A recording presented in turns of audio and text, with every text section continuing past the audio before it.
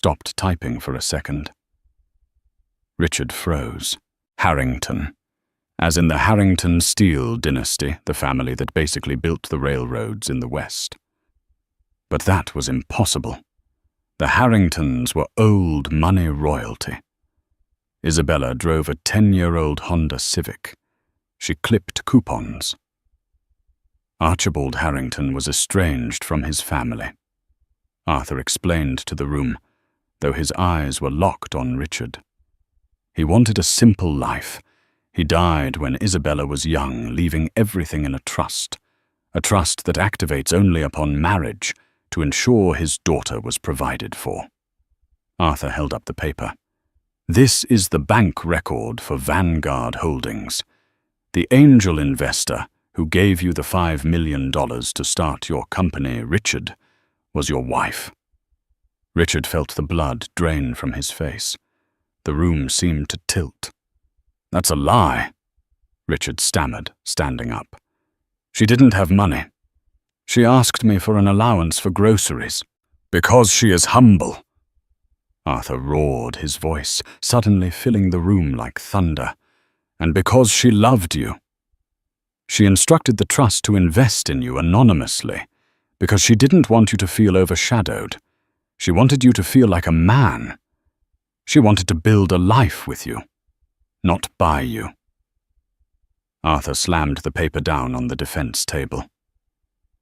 You didn't build Sterling Heights, Richard. She did. Every brick, every window, every beam of steel was paid for by the woman you are trying to throw out on the street with $50,000. Blackwood was frantically reading the paper. His hands were shaking. He looked up at Richard, his face pale.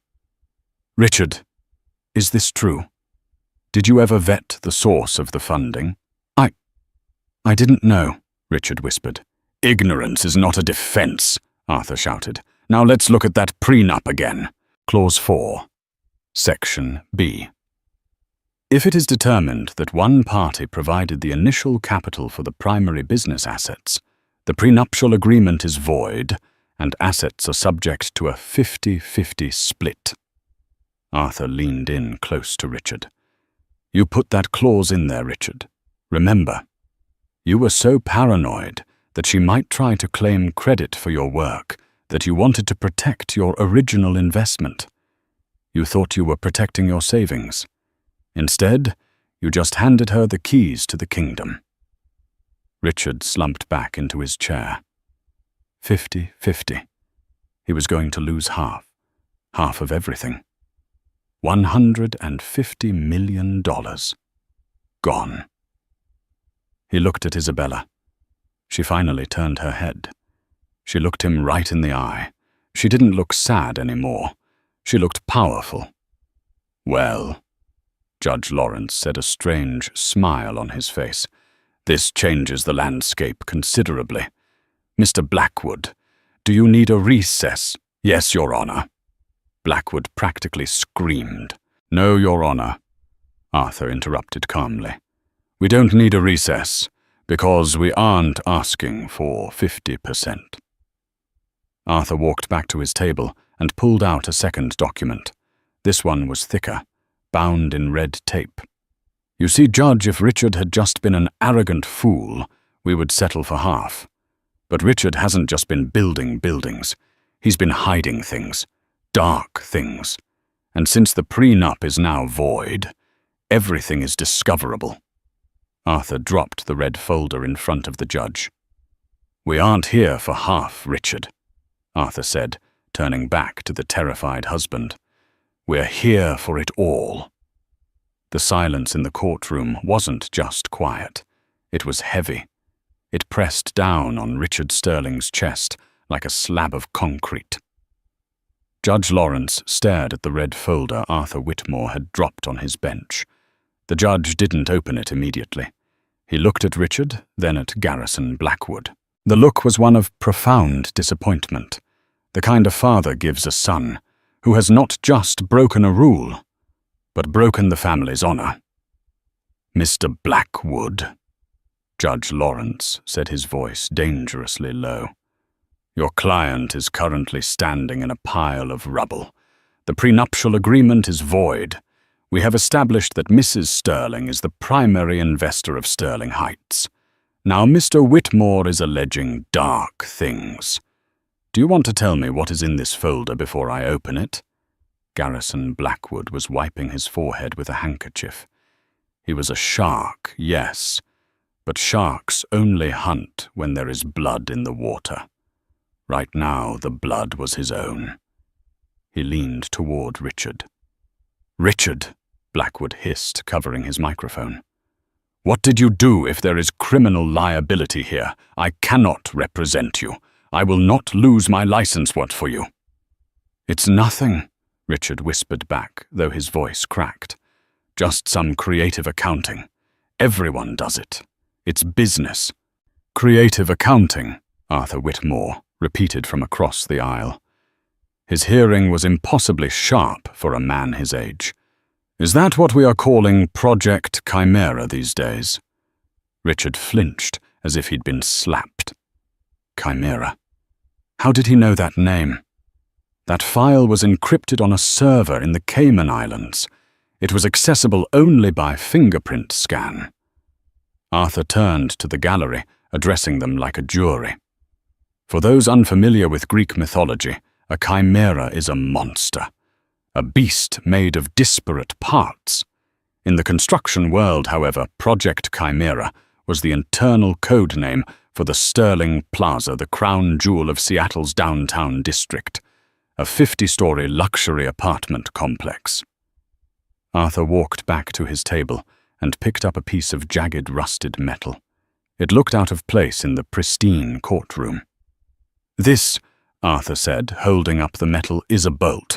It's a grade 2 bolt. You buy these at a hardware store to hang a shelf in your garage. They cost about 10 cents a piece." He dropped the bolt on the table. Clink. They are not, however, designed to hold together the steel girders of a skyscraper in an earthquake zone. For that, you need grade 8 structural bolts. They cost $5 a piece. Arthur turned his gaze to Richard, his eyes burning with intensity. "When you built Sterling Plaza 3 years ago, Richard, you were over budget. You had spent too much on your private yacht and your penthouse in Aspen. You needed to save $3 million to hit your quarterly bonus targets. So you made a switch. You ordered the cheap bolts." "Objection," Blackwood shouted, standing up, though he looked sick. "This is speculation, and it is irrelevant to the divorce proceeding." "It is entirely relevant," Arthur roared back, cutting off the high-priced lawyer. "Because he paid for those cheap bolts with funds siphoned from the joint marital account. He used Isabella's money, her angel investment, to commit fraud. He committed a fraud on the community estate. He took her innocent, clean money and turned it into a ticking time bomb that houses 400 families." Judge Lawrence opened the red folder.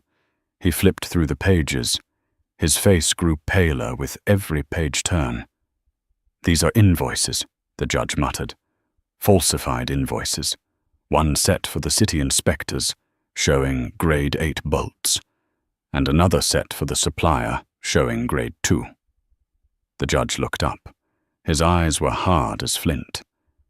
"Mr. Sterling, is this your signature?" Richard stood up, his legs shaking.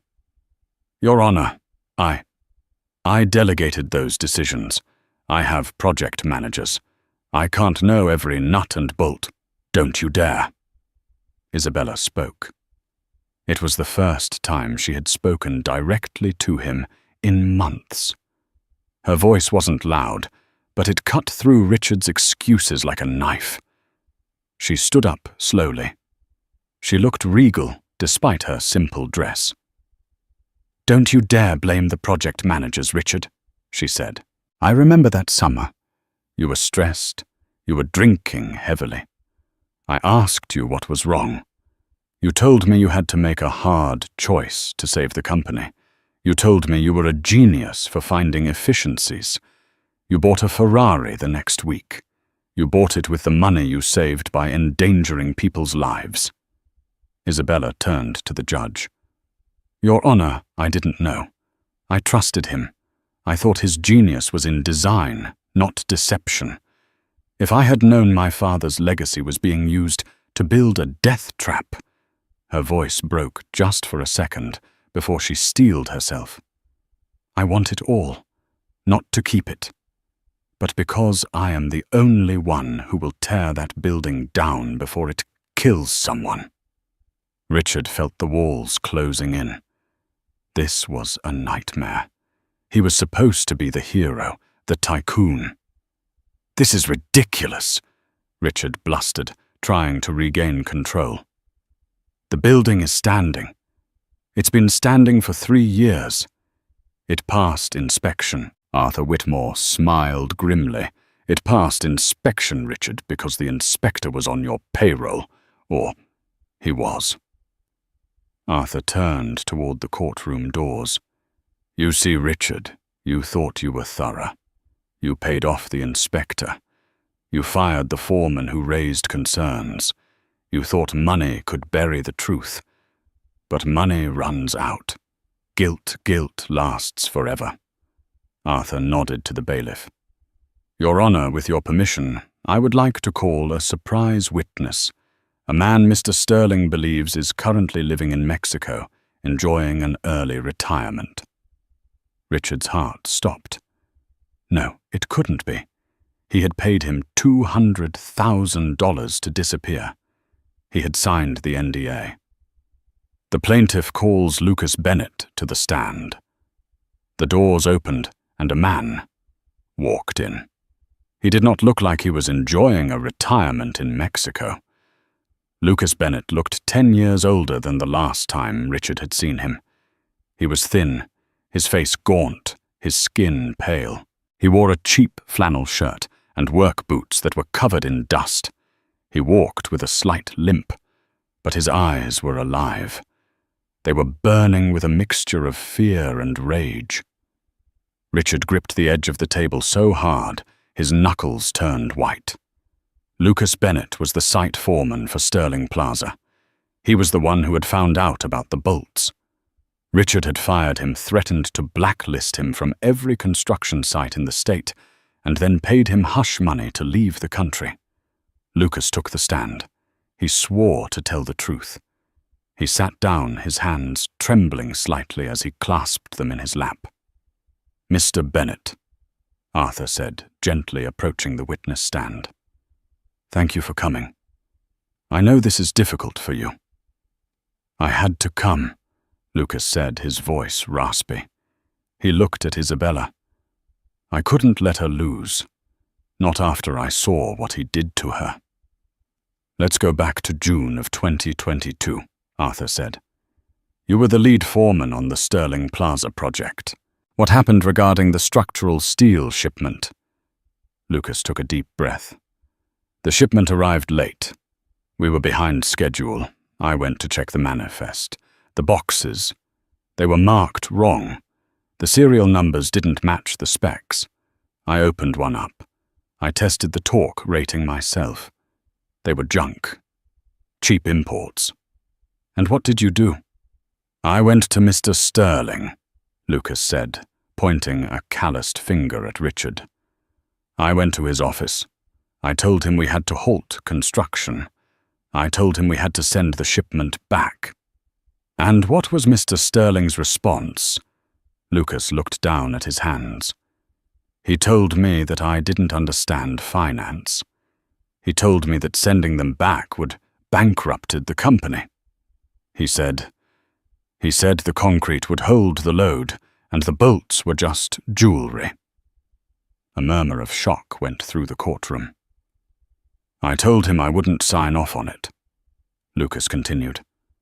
"I have a family. I sleep at night. I told him I was going to the city board. And then," Arthur prompted. "Then he showed me pictures," Lucas whispered. Tears welled up in his eyes. "Pictures of my kids walking to school.